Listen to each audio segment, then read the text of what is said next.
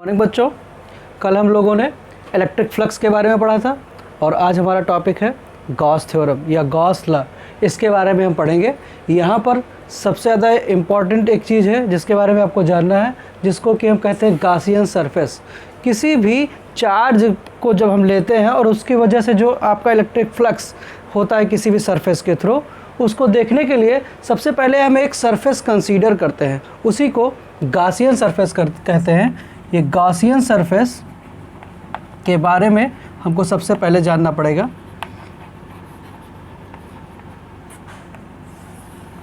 Gaussian surface कैसा surface है? एक ऐसा सरफेस जिसको हम मान लेते हैं। कैसा सरफेस? एक हाइपोथेटिकल सरफेस है। तो इसके बारे में क्या लिखेंगे डेफिनेशन में? Any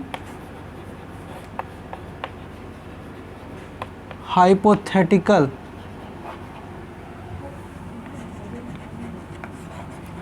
surface which encloses a charge in it। कोई ऐसा हाइपोथेटिकल सरफेस जिसमें कोई चार्ज हो, वो क्या कहलाता है?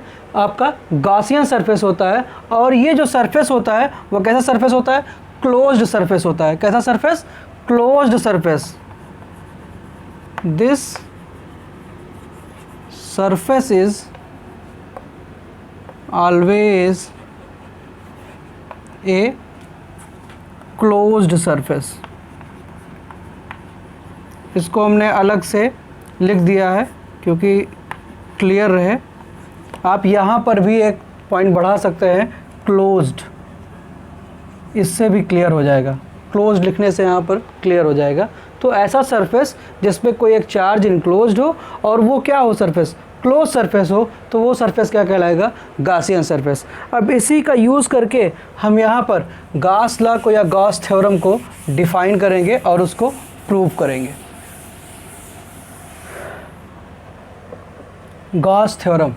गॉस थ्योरम में सबसे पहले आप स्टार्ट करेंगे स्टेटमेंट से। ये आपका जो गॉस थ्योरम है वो आपका इलेक्ट्रिक फ्लक्स किसी भी सरफेस के थ्रू जो होता है और जो उसमें चार्ज इनक्लोज है, इसके बीच की रिलेशनशिप को देता है। और अगर आप यहाँ पर स्टेटमेंट के बारे में बात करें तो स्टेटमेंट होगा the electric flux through any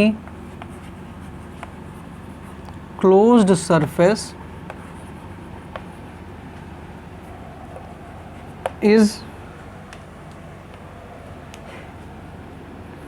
1/epsilon naught times the charge enclosed by the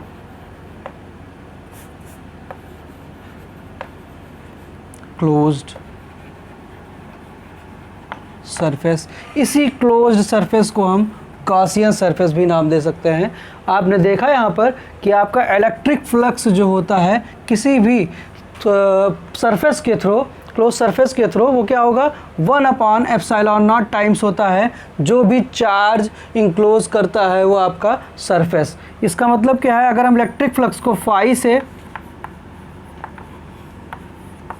denote करते हैं तो electric flux phi is equal to what? 1/epsilon naught into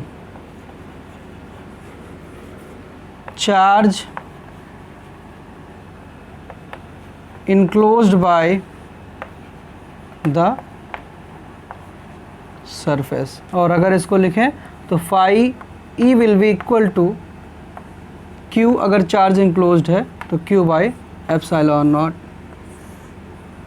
ये आपका हो गया इलेक्ट्रिक फ्लक्स किसी भी क्लोज सरफेस में अगर कोई चार्ज क्यू इंक्लोज है तो उसके लिए ये क्या होगा, 1/ε0 टाइम्स होगा जो चार्ज इंक्लोज होगा उसके।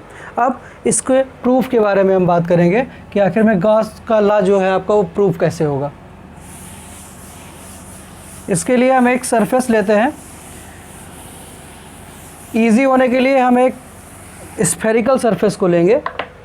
सपोज करिए ये कोई सरफेस है आपका, एक स्फेरिकल सरफेस है और ये इसकी रेडियस जो है वो क्या है, आर है, आर रेडियस का स्फेरिकल सरफेस है और आपने यहाँ पर आपका एक क्यू चार्ज रखा हुआ है।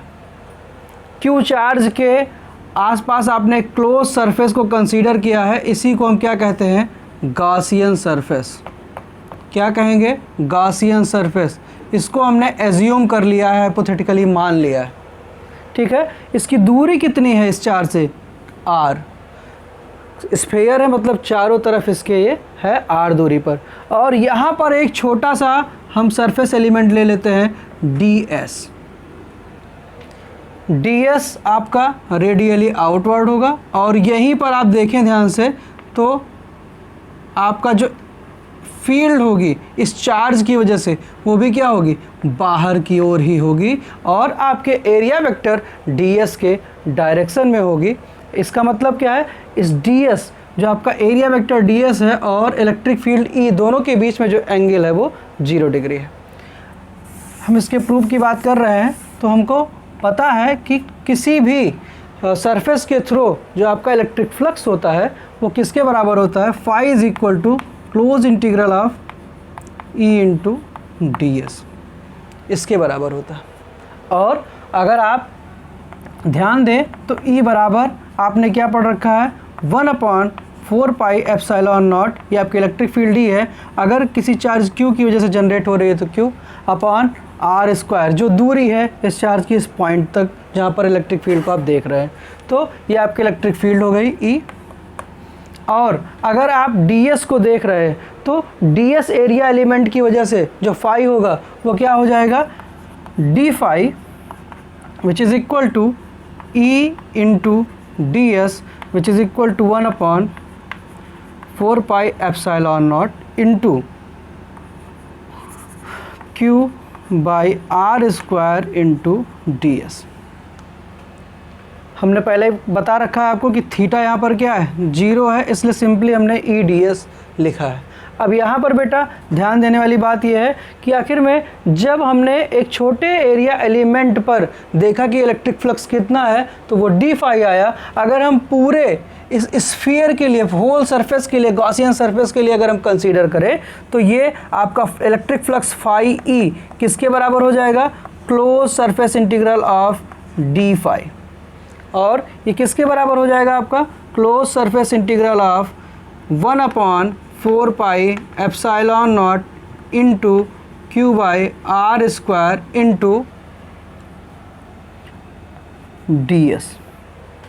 Into ds। और ये सारी क्वांटिटीज़ आपकी बाहर आ जाएंगी, Q/4πε0 बाहर आ जाएगा इंटू r², और आपका बचेगा क्या, सरफेस इंटीग्रल ऑफ ds।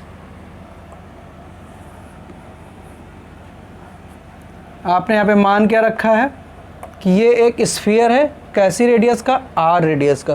तो आपका ये जो होल सरफेस का आप जब इंटीग्रेशन करेंगे तो आपको जो सरफेस पूरा सरफेस मिलेगा वो किसके बराबर होगा, 4πr² के। इसका मतलब क्या है, आपका close integral ds will be equal to क्या आएगा, 4πr²।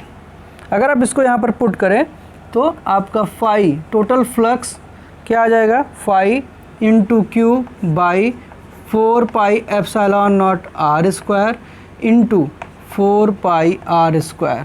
4π से 4π कैंसिल हो जाएगा, r² से r², then phi will be equal to Q/ε0।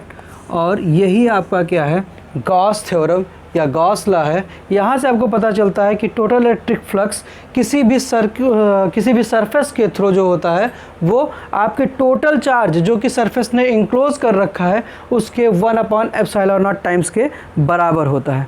अब इससे जुड़ा हुआ एक बहुत ही इम्पॉर्टेंट टॉपिक है जब हम इसके बारे में पढ़ते हैं गॉस लॉ के बारे में, तो यहीं से आपको एक कूलॉम्स लॉ आपने पढ़ रखा है, उसको भी यहाँ से निकाला जाता है, जो कि हम नेक्स्ट टॉपिक में करेंगे। Thank you.